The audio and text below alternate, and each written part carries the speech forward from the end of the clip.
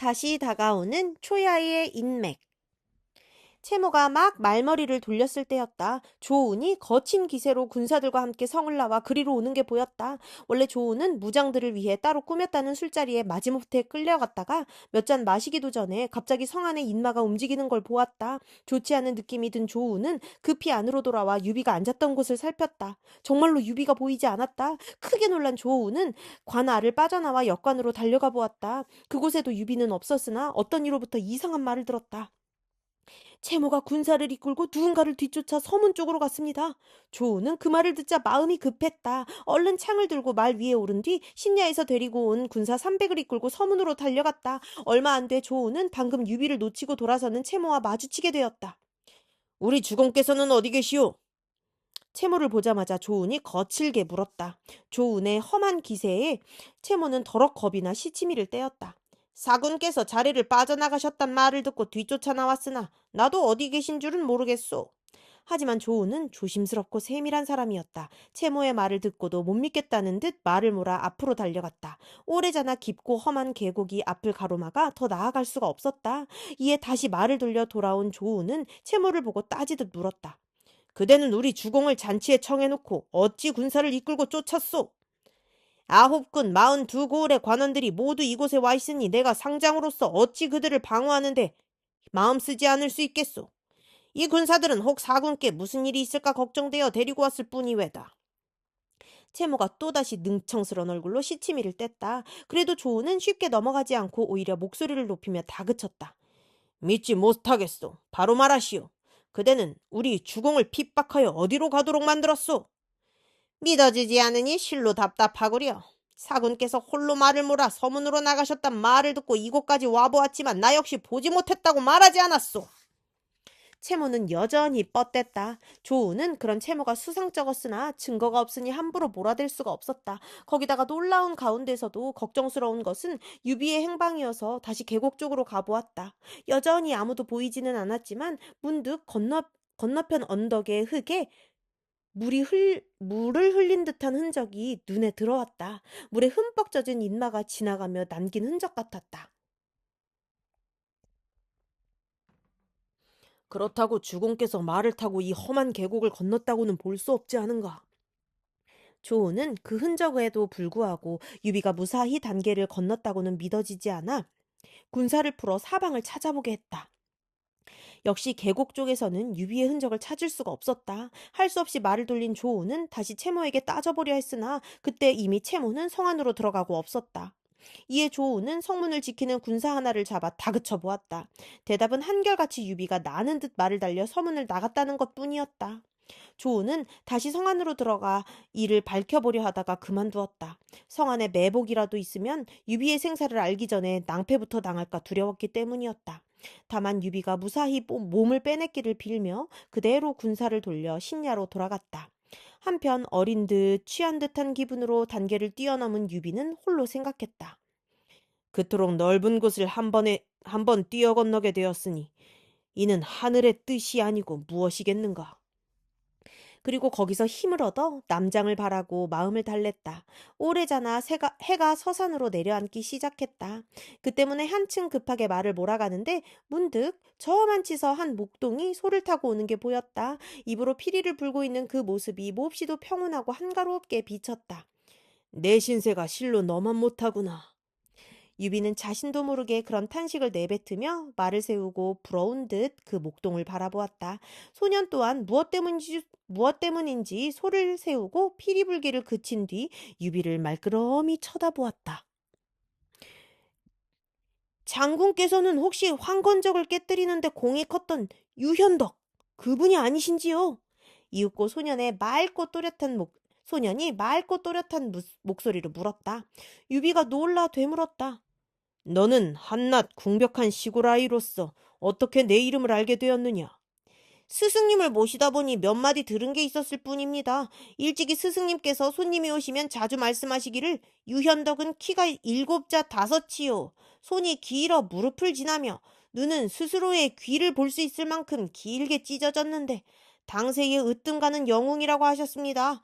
이제 장군을 보니 바로 그와 같아서 틀림없으리라 여겼을 뿐입니다. 소녀는 조금 더 꾸미는 기색 없이 그렇게 대답했다. 유비는 그 같은 산골에 자신을 알아주는 사람이 있다는 게 반가워 다시 물었다. 내 스승님은 어떤 사람이냐? 저희 스승님은 성이 사마시오. 함자는 휘이며 자는 덕조로 쓰십니다. 영천분이신데 도호는 수경선생이라고 하시지요. 유비가 일찍이 들어보지 못한 이름이었다. 이에 다시 물었다. 주로 어떤 이들과 벗하시느냐? 양양의 방덕공과 방통 같은 분들이십니다. 그러나 역시 알듯 말듯한 이름들이었다. 유비는 하는 수 없이 또 물었다. 방덕공과 방통은 어떤 분들이시냐? 두 분은 숙질간이십니다.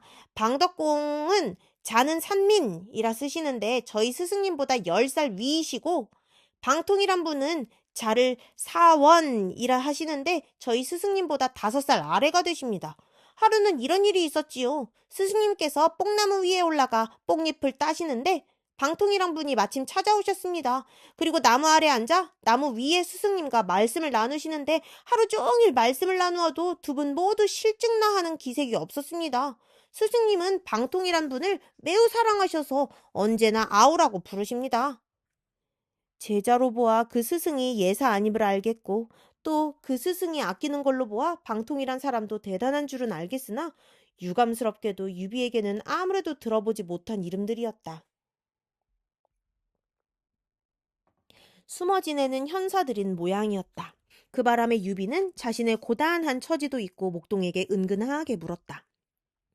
지금 너희 스승은 어디 계시냐? 앞에 보이는 저 숲속에 스승님의 장원이 있습니다. 소년이 손가락으로 앞을 가리키며 대답했다. 그제서야 유비는 자신을 밝히며 청했다. 나는 네 말대로 유현덕이다. 너희 스승님을 뵙고 싶은데 길을 좀 인도해 주지 않겠느냐? 소년은 그 청에 두말 않고 앞장서서 길을 안내했다. 두 마장쯤 가자 과연 숲속에서 한 장원이 나타났다. 유비는 장원 앞에서 말을 내려 조심스레 안으로 들어갔다. 중문을 지나는데 문득 검은 고소리가 들려왔다. 유비는 소년에게 검은 고소리가 그치거든 자신이 온 것을 알리도록 시켰으나 구태여 그럴 필요까지 없었다. 갑자기 검은 고소리가 뚝 그치더니 한 사람이 웃으며 나왔다. 검은 고소리가 맑고 그윽해지며 그 중에 문득 높고 굳센가락이니 반드시 영웅이 엿듣고 있는 것 같구나. 밖에 어느 분이 오셨느냐? 소년이 그 물음에 답하는 대신 유비에게 알려주었다. 이분이 저희 스승님인 수경 선생이십니다. 유비가 그 말을 듣고 살피니 소나무같이 정정하면서도 학처럼 귀한 풍모의 노인이었다. 유비는 그 범상치 않은 풍모에 끌리듯 앞으로 나아가 절을 했다. 그때까지도 유비의 옷은 아직 젖은 채였다. 그걸 보고 짐작했는지 아니면 다른 어떤 안목에 의해선지 수경 선생이 탄식처럼 말했다. 공께서는 오늘 용케도 큰 위태로움을 피하셨구려. 유비로서는 놀랄 수밖에 없는 말이었다. 소년이 이번에는 제 스승을 보고 유비를 가리키며 말했다. 이분이 바로 유현덕 그분이십니다. 그러자 수경 선생은 별로 놀라는 기색도 없이 유비를 초당으로 맞아들였다. 주인과 손님이 자리를 정하여 앉은 뒤에 유비는 천천히 방을 둘러보았다. 실ong에는 책이 가득하고 창밖에는 풍류로 기른 소나무와 대나무가 어우러졌는데 방 안의 석상 위에는 방금 켜다 놓은 것인 듯 검은고가 비스듬히 놓여 있었다. 모두가 맑은 기운이 서린 듯한 정경이었다. 명공께서는 무슨 일로 이곳에 오시게 되었소이까? 한참 뒤에 수경 선생이 물었다. 처음 보는 이에게 자신의 곤궁을 보이고 싶지 않아 유비가 둘러대었다. 우연히 이곳을 지나다가 저 아이를 만나 선생께서 이곳에 계심을 듣게 되었습니다. 오늘 이렇게 조난을 뵙게 되니 실로 큰 행운이라 여겨집니다. 그러자 수경 선생이 다시 고개를 젖히며 웃었다. 공께서는 제게 숨기실 필요가 없소이다. 공은 틀림없이 어려움을 피하다 이리로 쫓겨오게 되었을 것이요. 그렇게 꿰뚫어 보는 데는 유비도 어찌하는 수가 없었다. 마지못해 양양에서 겪은 일을 모두 털어놓았다. 나는 이미 명공의 기색을 보고 그런 일이 있었는 줄 알았소이다. 다 듣고 난 수경 선생이 유비의 부끄러움을 덜어주려는 듯 부드러운 목소리로 그렇게 말했다. 유비는 기색으로 뒤에 감춰진 일을 꿰뚫어보는 수경 선생의 안목에 다시 감탄했다. 그런 유비를 살피던 수경 선생이 불쑥 물었다. 나는 이미 오래전부터 명공의 크신 이름을 들어왔소이다. 그런데 어찌하여 이렇도록 놀랍고 어려운 일만 겪고 계시오? 제 명줄에 막힘이 많아 이 모양이 이 꼴인 모양입니다. 유비가 탄식 섞어 대답했다. 수경 선생은 그 말에 가만히 고개를 저었다. 그렇지 않소이다. 장군 곁에는 너무도 사람이 없소. 모든 것은 사람을 얻지 못해 그리 된 것이외다. 저는 비록 재주 없으나 제 곁에 사람이 없지는 아니합니다. 글하는 이로는 손건, 미축 등이 있고 싸움을 아는 이로는 관우, 장비, 조운 등이 있습니다. 그들이 모두 충성을 다해 서로 돕는데 저는 오히려 그들의 힘에 의지하는 바 큽니다. 유비는 수경 선생의 말을 부인하듯 대답했다. 수경 선생은 더욱 무겁게 고개를 저었다. 하기야 관우와 장비, 조우는 홀로 10,000명을 상대할 장수들입니다. 그러나 미축이나 손건의 무리는 백면 서생에 지나지 않으니 천하를 경영하고 세상을 다스릴 재주는 못 됩니다. 그제서야 유비도 수경 선생의 말을 알아들었다. 실은 그 자신도 그 무렵 들어 쓸만한 모사가 없음을 아프게 느끼기 시작하고 있었다. 다만 이미 거느리고 있는 사람들의 기를 죽이기 싫어 입 밖에 내고 있지 않을 뿐이었다. 언젠가 신야에서 형주의 백성을 올바르게 동원할 수 있는 길을 일러준 그 젊은이를 이름조차 알지 못하고 떠나보낸 일도 그 무렵 들어서는 뼈저리게 후회하고 있었다. 실은 이 유비도 몸을 굽혀가며 산곡에 숨은 어진 선비를 찾은 지 오래됩니다만 아직 만나지 못했습니다. 어떻게 하면 그런 사람을 얻을 수 있겠습니까? 유비가 솔직히 속을 털어놓으며 간곡히 물었다. 수경 선생은 나무라듯 그 말을 받았다. 명공께서는 공자께서 10집 정도의 작은 고을에도 충성스럽고 믿을 만한 사람이 있다라고 한 말도 듣지 못하셨소이까? 어찌하여 사람이 없다고만 말씀하시오? 제가 어리석고 막혀 알아보지 못했습니다. 바라건대 제 안목을 틔워줄 가르침을 내려주십시오. 공께서는 형주 양양의 어린아이들이 부르는 노래를 듣지 못하셨소이까? 무슨 까닭인지 수경 선생이 슬쩍 말머리를 바꾸었다. 어떤 노래입니까? 8년, 9년에 기울기 시작하고 13년에 이르면 아무것도 남지 않네. 마침내 1,000명 돌아오는 바 있어. 흙탕 속에 있던 용은 하늘로 치솟으리. 그 노래가 뜻하는 바가 무엇입니까? 유비 또한 전혀 짐작이 가지 않는 노래는 아니었으나 모르는 채 물었다. 수경 선생은 그런 유비를 한동안 유심히 살피다가 천천히 풀이했다. 이 노래는 건한 초년부터 돌기 시작한 것인데 첫 구절에 기울기 시작한다는 것은 건한 8년에 유표의 전처가 죽어 집안이 어지러워짐을 뜻하오. 아무것도 남지 않는다는 것은 유표가 죽으면 문무가 한 가지도 제대로 남아있지 않으리란 뜻이며 용이 하늘로 치솟는다. 1,000명이 돌아가고 용이 하늘로 치솟는다. 이 두 구절은 모두 장군에게 해당되는 말이요. 이 비가 어찌 그런 말을 감당해내겠습니까? 유비가 놀라움을 감추지 못하며 겸양했다. 그러나 수경 선생은 덥시우듯 말했다. 어쨌거나 지금 천하의 뛰어난 제사들이 모두 이곳에 있으니 공은 마땅히 그들을 찾아가 도움을 구하시오. 그 일이 지금 공에게는 가장 급하오. 천하의 기재란 누굽니까? 과연 어떤 사람을 그러하다 할 수 있겠습니까? 유비가 급히 물었다. 수경 선생이 조용하게 대답했다. 봉룡, 봉추 두 사람 중 하나만 얻어도 가히 천하를 평안케 할 수 있을 것이요. 봉룡, 봉추는 누구입니까? 귀가 번쩍 뜨인 유비가 거듭 물었다. 그러나 왠지 수경 선생은 손바닥을 쓸며 답해주지 않았다. 좋지, 좋아! 한참을 그런 소리와 함께 크게 웃다가 되풀이해서 묻는 유비에게 대답을 다음 날로 미루었다. 밤이 이미 깊었으니 장군께서는 먼저 잠자리에 드시는 게 좋겠소이다. 내일 다시 얘기하도록 합시다. 그러고는 소년을 불러 시켰다. 장군의 말을 후원 외양간에 들여매고 저녁상을 마련해 올리도록 하라. 장군께서 주무실 테니 옆방도 치워두는 게 좋겠다. 유비는 속으로 궁금하기 짝이 없었으나 수경 선생이 그렇게 나오는데 굳이 졸라댈 수가 없었다. 애써 마음을 느긋하게 잡고 다음 날까지 기다리기로 했다. 하지만 저녁을 먹고 초당 옆방에 자리를 잡고 누워도 유비는 통 잠을 이룰 수가 없었다. 수경 선생이 말한 봉룡, 봉추가 어떤 사람일까를 생각하면서 늦도록 몸을 뒤척이는데 옆방에서 문득 사람 소리가 들렸다. 누군가가 수경 선생을 찾아온 것 같았다. 원직이 이 밤에 어찌하여 왔는가? 수경 선생이 상대에게 하는 소리였다. 유비는 가만히 몸을 일으켜 옆방의 말소리를 엿들었다. 원직이란 불린 사람이 수경 선생의 물음에 대답했다. 오래전부터 유경승이 착한 것을 좋아하고 악한 것을 미워한다는 소리를 들었기에 특히 찾아갔다가 오는 길입니다. 가서 그 사람을 직접 보니 모두가 헛된 이름들 뿐이더군요.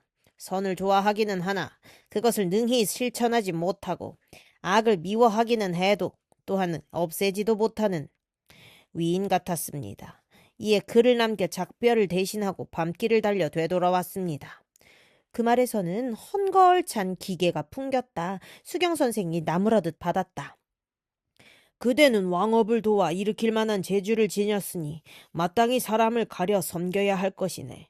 그런데 어찌하여 가볍게 몸을 움직여 유경승 따위를 찾아갔더란 말인가. 영웅 호거를 눈앞에 두고도 알아보지 못한 것이나 다름없네. 뒤에 영웅 호걸이란 자신을 가리키는 말인 듯하여 유비는 몹시 기뻤다. 가만히 생각하기를 찾아온 사람은 틀림없이 봉룡이 아니면 봉추일 것이라 여겨 곧 나가보려 했으나 너무 갑작스러울 것 같아 날이 새기를 기다리기로 했다. 어젯밤 찾아온 이는 누굽니까? 이튿날 날이 밝기 바쁘게 유비는 수경 선생을 찾아보고 물었다. 수경 선생이 별다른 내색 없이 대답했다. 네, 버시외다. 한번 만나볼 수 없겠습니까? 유비가 다시 물었다. 그러나 수경 선생의 대답은 실망스럽기 그지없었다. 그 사람은 좋은 주인을 찾아 몸을 의탁하려 하고 있소. 벌써 다른 곳으로 가버렸소. 그렇다면 수경 선생이 간밤에 말한 눈앞의 영웅 호걸은 유비 자신을 가리킨 말이 아닌 셈이었다. 그 사람의 이름은 무엇입니까? 유비는 실망을 감추고 수경 선생에게 다시 물었다. 수경 선생은 봉룡, 봉추를 물었을 때와 마찬가지로 대답을 얼버무렸다. 좋지, 좋고 말고. 봉룡, 봉추는 어떤 사람들입니까? 혹시 어젯밤 그 사람이 그 둘 중에 하나가 아닌지요? 좋아, 좋지. 무슨 까닭인지 수경 선생은 끝내 유비의 물음에 뚜렷하게 답해주려 하지 않았다. 마침내 유비는 그에게 묻기를 단념하고 대신 청했다. 이 비는 천하의 창생과 한시를 생각하는 한 조각 붉은 마음으로 이날까지 동서남북을 헤맸으나 쓸데없이 몸만 수고로울 뿐 아무것도 이룬 바가 없습니다. 이는 모두가 선생께서 일러주신 대로 사람을 얻지 못한 까닭인가 합니다. 감히 청하거니와 선생께서 몸소 산을 내려가셔서 저와 함께 기우는 한시를 되일으켜 주셨으면 합니다. 이는 제 간곡한 바람일 뿐만 아니라 천하 만백성의 바람이기도 할 것입니다. 그러나 수경 선생은 그마저도 들어주지 않았다. 산과 들을 한가롭게 논이는 나 같은 늙은이는 세상 일에 쓰기에는 그리 마땅지 못하외다. 설령 뜻이 장군과 같다 해도 재주와 능력이 모자라니 무슨 소용이 있겠소이까. 그렇게 거절해놓고는 문득 알듯 말듯한 소리로 위로했다. 하지만 오래잖아 나보다 10배는 나은 이가 와서 장군을 돕게 될 것이니 장군은 그 사람이나 한번 찾아보시지요. 유비는 그 사람이 바로 봉룡, 봉추 가운데 하나일 것이라 생각했으나 어디 사는 누군지도 모르는 터라 답답하기 그지없었다. 다시 수경 선생에게 매달려 보려는데 문득 집 밖에서 사람과 말이 몰려내는 시끄러운 소리가 들렸다. 소년이 달려와 급한 목소리로 알렸다. 장원 밖에 한 장수가 수백 명을 이끌고 누구를 찾고 있습니다. 그 말에 유비는 혹 채모가 자신을 뒤쫓아온 게 아닌가 더럭 겁이 났다. 놀라 달려나가 보니 뜻밖에도 조운이었다. 어젯밤 현으로 돌아가 주공을 찾았으나 끝내 배울 수 없기에 밤새껏 부근을 뒤지다가 이곳에 이르게 되었습니다. 주공께서는 급히 현으로 돌아가도록 하십시오. 뒤쫓는 자들이 그곳까지 덮쳐올까 두렵습니다. 주인을 찾아 기쁨도 잠시. 조우는 말에서 내려 얘를 끝내기 무섭게 유비를 재촉했다. 옳은 말이었다. 모두가 유비를 찾아 이리저리 흩어져 있을 때 채모가 형주의 군사를 몰아 신야로 덮쳐오게 되면 큰일이 아닐 수 없었다. 이에 유비는 아쉬움만 남긴 채 수경 선생과 작별하고 말에 올랐다. 봉룡, 봉추를 찾는 일보다 우선 발등에 떨어진 불이 급했기 때문이었다. 조은과 함께 신야를 향해 달린 지 얼마 되지 않아 또 한때의 인마를 만났다. 바로 관우와 장비였다. 둘은 유비가 무사히 돌아오는 걸 보자 크게 기뻐했다. 유비가 그들에게 정로마를 타고 단계를 뛰어넘은 일을 얘기하자 그들도 감탄을 금치 못했다. 신야로 돌아온 유비는 곧 여럿을 불러놓고 양양에서 있었던 일에 뒤처리를 의논했다. 손건이 일어나 말했다. 제가 알기로 이 일은 결코 유표가 시켜서 일어난 게 아닐 것입니다. 틀림없이 채모가 꾸민 것이니 먼저 유표에게 글을 보내 이 일을 알리도록 하는 게 좋겠습니다. 유비가 생각해봐도 유표는 결코 그런 일을 꾸밀 위인이 아니었다. 유비는 손건의 말을 따르기로 하고 그에게 글을 주어 형주로 보냈다. 신야에서 사람이 왔다는 말을 듣자 유표는 손건을 불러들이고 도리어 물었다. 나는 현덕을 청해 양양의 잔치를 주관하라 했는데 현덕은 무슨 까닭으로 자리에서 빠져나갔는가? 빠져 달아났는가? 그러자 손건은 유비에게서 받아온 글을 올림과 아울러 채모가 유비를 죽이려고 꾸민 계책과 유비가 단계를 뛰어넘어 간신히 몸을 빼낸 일을 낱낱이 알렸다. 손건의 말을 들은 유표는 크게 노했다. 유비에게 다소간 의심을 품은 적은 있으나 그런 얕은 꾀로 죽일 마음까지는 없었다. 유표는 그 자리에서 채모를 불러들여 매섭게 꾸짖었다. 내 감히 나의 아우를 죽이려 하다니. 그러고는 무사들에게 명하여 채모를 끌어내 목베게 했다. 놀란 채부인이 달려나와 울면서 유표에게 매달렸다. 채모는 제 혈육입니다. 죄가 있더라도 저를 보아 목숨만은 살려주세요. 그래도 유표는 화가 풀리지 않는지 거듭 무사들을 재촉해 채모를 끌어내게 했다. 손건이 보다 못해 말렸다. 만약 채모를 죽이게 되면 우리 황수께서는 이곳에 편히 머무실 수 없을 것입니다. 부디 채모의 목숨만은 상하지 않도록 해주십시오. 그제서야 유표도 조금 화를 가라앉혔다. 한참을 더 꾸짖은 뒤에 채모를 풀어주었다. 그리고 맏아들인 유기로 하여금 손건과 더불어 신야로 가서 유비를 찾아보고 잘못을 빌게 했다. 유기가 손건과 함께 신야에 이르자 유비는 오히려 크게 잔치를 열어 환대했다. 그러다 보니 자리의 분위기는 자연 죄를 빌고 용서하는 딱딱함보다는 숙질간의 우의를 깊게 하는 훈훈함으로 바뀌었다. 그 때문인지 유기는 술이 오르자마자 갑자기 주르르 눈물을 흘렸다. 왜 우느냐? 유비가 술잔을 들다 말고 놀라 물었다. 유기는 흐르는 눈물을 씻으려고도 않고 처량하게 말했다. 계모 채씨는 언제나 저를 해칠 마음을 품고 있으나 이 조카는 그 화를 면할 계책이 없습니다. 그걸 생각하니 처량하고 답답해. 자리가 아닌 줄 알면서도 나도 모르게 눈물을 흘리고 말았습니다. 숙부께서 좀 가르쳐 주십시오. 하지만 남의 집안일이라 유비는 선뜻 일러줄 계책이 떠오르지 않았다. 다만 바른 길을 권할 수 있을 뿐이었다. 삼가고 효성을 다하여 계모를 섬겨라. 그렇게 되면 절로 화를 면할 수 있을 것이다. 유기는 곧 눈물을 거두었으나 이튿날 형주로 돌아가려 하니 또 막막하고 두려운 모양이었다. 성곽 밖까지 배웅하는 유비에게 다시 눈물을 보였다. 유비는 그런 유기의 기분을 돌려보내려는 듯 자신이 탄 말을 가리키며 말했다. 사람들은 이 말을 두고 이러쿵저러쿵 떠들지만 나는 이 말이 아니었더라면 지금쯤 죽어 땅속에 묻혀 있을 것이네. 그것은 이 말의 힘이 아니었습니다. 숙부님의 큰 복이었다 할 수 있겠지요. 유기가 그렇게 받았다. 그러나 막막하고 처량한 기분은 가라앉지 않는지 헤어질 때까지도 눈물을 그치지 못했다. 유기를 형주로 돌려보낸 뒤 유비 또한 그리 밝지 못한 기분으로 돌아섰다. 그런데 유비가 막 성 안으로 들어설 무렵이었다. 저잣거리 쪽에서 갈건의 배옷을 입은 사내 하나가 길게 노래를 부르며 오고 있었다. 하늘과 땅이 뒤집히고 불은 꺼지려 하네. 큰 집 무너지려 함이여. 한나무로는 버티기 어려워라. 불은 오행으로 하늘 상징하는 것이라 그 노래는 틀림없이 천하가 어지럽고 한이 망하려 함을 가르치고 있었다. 그 바람에 유비는 방금 작별한 유기의 일도 잊고 뒤를 잇는 그 노랫소리에 귀를 기울였다.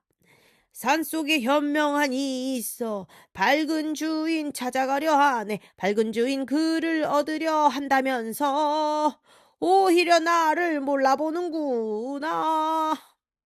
거기까지 다 듣고 난 유비는 문득 그 사내가 범상치 않은 인물로 느껴졌다.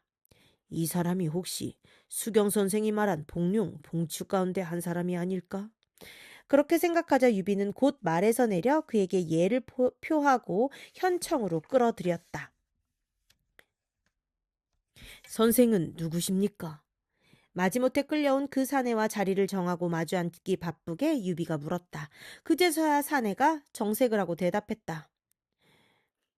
저는 영상이 고향으로 이름은 선복이라 합니다. 오래전부터 사군께서 어진 선비를 구하신단 말을 듣고 찾아뵈려 했으나 마땅한 길을 얻지 못해 애태우다가 이제 이렇게 저잣거리에서 노래를 불러 사군의 이목을 끌게 된 것입니다. 그 같은 선복의 말을 듣자 유비는 몹시 기뻤다. 그를 귀한 손으로 모시게 하고 대접을 극진히 하도록 했다. 선복도 그 같은 후대에 보답하려는 듯 자신의 재주를 드러내기 시작했다. 사군께서 타셨던 말을 다시 한번 보고 싶습니다. 정로마가 벌써 선복의 눈에 달리 비친 모양이었다. 서로 마음을 터놓자마자 선복은 유비에게 그렇게 청해왔다. 유비는 아무 말 없이 말을 끌어오게 했다. 이 말은 정로마가 아닙니까? 비록 천리마이긴 하나 도리어 주인을 해치게 되는 말이니 타셔서는 아니 됩니다. 선복이 그렇게 정로마를 알아보았다. 유비가 빙긋 웃으며 대꾸했다. 이미 겪어보았소. 그리고 유비는 오히려 그 정로마가 단계에서 자신을 구해준 일을 들려주었다.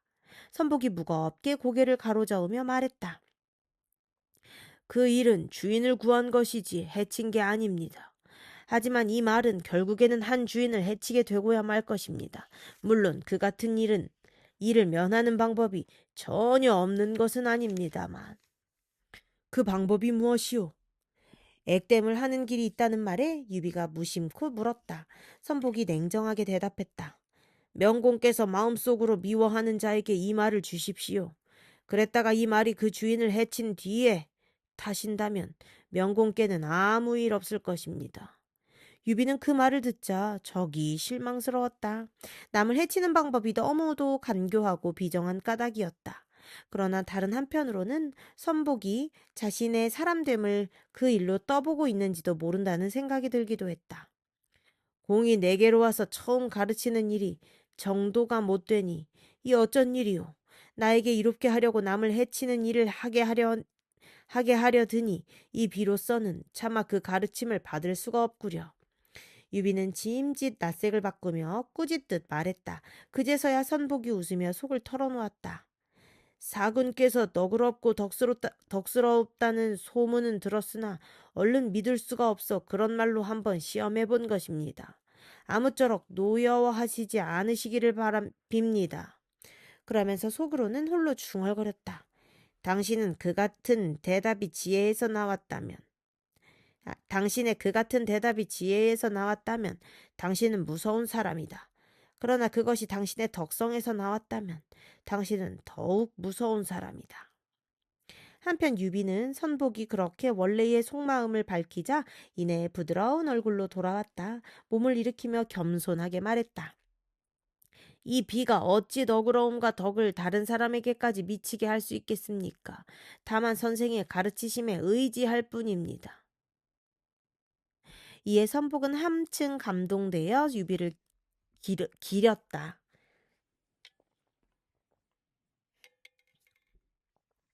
제가 영상에서 이리로 오는 길에 신야 사람들이 노래 부르는 걸 들은 게 있습니다. 신야 고을원님은 다름 아닌 유황숙, 이리로 오신 뒤론 우리 모두 풍족해. 대강 그러했는데 그 노래만으로도 사군의 덕이 백성들에게 두루 미치고 있음을 알만했습니다. 결코 입에 발린 소리가 아닙니다. 오히려 선복이 유비의 사람됨에 얼마나 깊이 빠져들고 있는지를 보여주는 말이라 할 수도 있었다.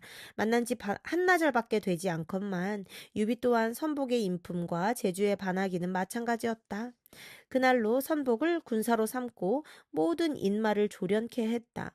유비의 군사들로 보면 처음으로 머리다운 머리를 가지게 되는 셈이었다. 사실 지금까지 유비가 이끄는 집단의 성격은 독립된 세력이라기보다는 유랑성의 임협 집단에 가까웠다.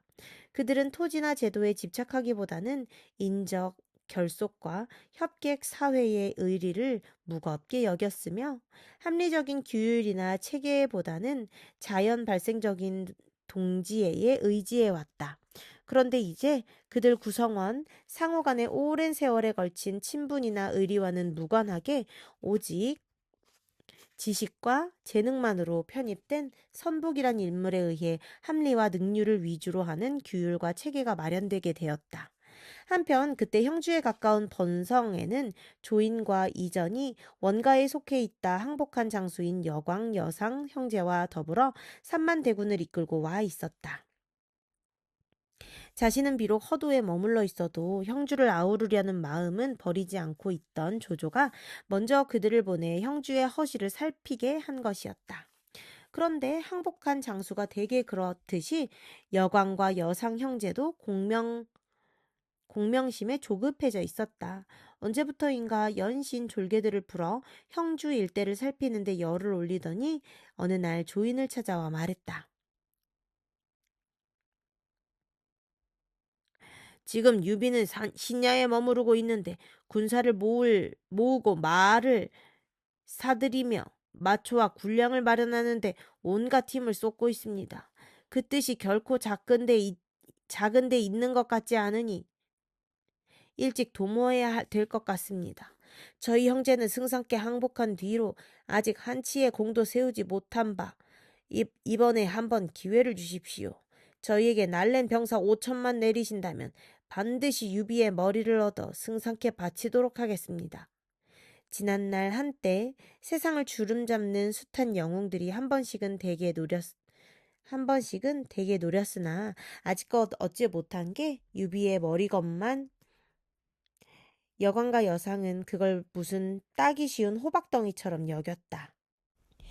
하룻강아지 법무서운 줄 모른다고 턱없는 공명심에 들떠 글이 나서는데 한술 더 뜨는 것은 조인이었다. 조조의 사촌 아우로서 수십 년 전장을 누빈 범같은 장수였건만 유비를 보는 눈은 그리 밝지 못했다. 금세 유비의 목이 굴러들어올 듯 기뻐하며 덜컥 승낙을 했다. 좋다, 뜻대로 하라. 그리고 날랜 군사 5천 척을 갈라주니 더욱 힘이 솟은 여광과 여상은 그날로 군사를 내어 신야로 밀고 갔다. 그 소식은 나는 듯 신야의 유비에게 전해졌다. 그동안 힘써 기른다고 길렀으나 신야가 워낙 크지 못한 곳이라 유비에게 큰 힘이 있을 리 없었다. 더구나 들리는 건 아직 소문뿐이어서 얼마만 한 대군이 오는지도 모르고 보니 유비의 걱정은 컸다. 곧 선복을 불러놓고 조조의 군사를 막을 의논을 시작했다. 선복은 조금도 흔들리는 기색 없이 그 자리에서 계책을 올렸다. 이왕에 적이 온다면 우리 땅 안으로 들게 해서는 아니 됩니다. 도중에서 막되 관공으로 하여금 일군을 이끌고 왼편에서 나와 적의 가운데 길을 치게 하고 장비는 오른편에서 나와 적의 뒷길을 치게 하십시오. 그리고 명공께서는 조은과 더불어 몸소 군사를 이끄시고 적의 앞길을 막는다면 넉넉히 깨뜨릴 수 있을 것입니다. 유비는 두말 없이 그에 따랐다. 어떻게 보면 싸움 한번 해본 적이 없는 선복이 짜낸 계책이라 못 믿어올 만도 했지만 한번 맡긴 이상 끝까지 믿어주는 게 또한 유비의 남다른 강점이기도 했다. 관우와 장비를 불러 앞서가게 한 뒤 유비도 곧 선복과 조운을 데리고 군사들과 함께 관을 나왔다. 불과 몇 리 가기도 전에 산 뒤에서 크게 먼지가 일며 여광과 여상이 군사를 이끌고 달려오는 게 보였다. 유비가 진세를 벌이고 기다리자 여광도 여상도 비스듬히 진세를 벌이며 밀고 왔다. 누가 왔느냐? 어떤 자가 감히 내 땅을 범하려 드느냐? 유비가 문기 아래로 말을 타고 나와 크게 소리쳤다.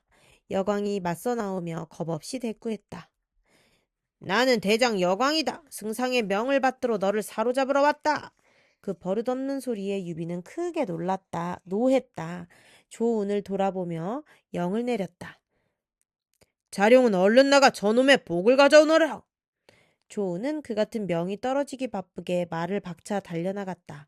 여광도 지지 않고 맞서 나오니 곧 양군 사이에서 한바탕 싸움이 어우러졌다. 하지만 싸움은 시작되기에 기세만큼 오래 가지는 못했다. 겨우 몇 번 창칼이 부딪히기 전에 여광은 조운의 한 창에 찔려 말 아래로 굴러떨어졌다. 유비는 그 틈을 놓치지 않고 군사를 몰아 나아갔다. 승세를 탄 군사라 여상이 당해낼 리 없었다. 형의 시체조차 수습하지 못하고 군사를 돌려 달아나기 시작했다. 하지만 달아나는 일조차 마음대로 되지 않았다. 여상이 졸개들과 함께 정신없이 쫓기는데 한 군데 길가에서 불쑥 막아서는 한때의 군사들이 있었다. 이놈! 어디로 달아나려느냐? 우레 같은 호통소리와 함께 앞서 길을 막는 장수를 보니 다름 아닌 관운장이었다.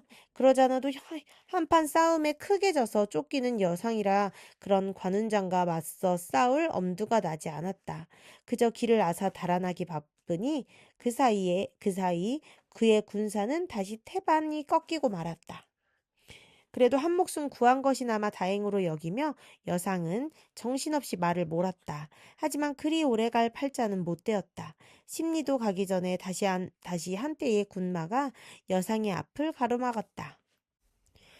장익덕이 여기 있다. 적장은 머리를 남겨놓고 가라. 앞선 장수가 놋그릇 깨지는 소리를 내더니 똑바로 여상에게 덮쳐갔다. 여상은 달아나기는커녕 손발조차 제대로 움직여보지 못하고 장비의 한 창에 찔려 몸을 뒤집으며 말 아래로 굴러떨어졌다. 조인에게 큰 소리치고 나설 때에 비해 너무도 한심한 최후였다. 자기 편의 두 장수가 차례로 죽는 걸 보자 조조의 군사들은 얼이 빠졌다. 이제는 동서남북도 분간하지 못하고 한 목숨 구해 달아나기 바빴다. 뒤따라온 유비는 장비, 관우의 군사들과 함께 그런 조조의 군사들을 모조리 사로잡았다. 한 싸움으로 적을 크게 두들겨 부순 유비는 이긴 장졸들을 이끌고 신야로 개선에 돌아갔다. 전에도 싸워 이긴 적은 여러 번 있었으나 이번 승리는 남다른 감회가 있었다.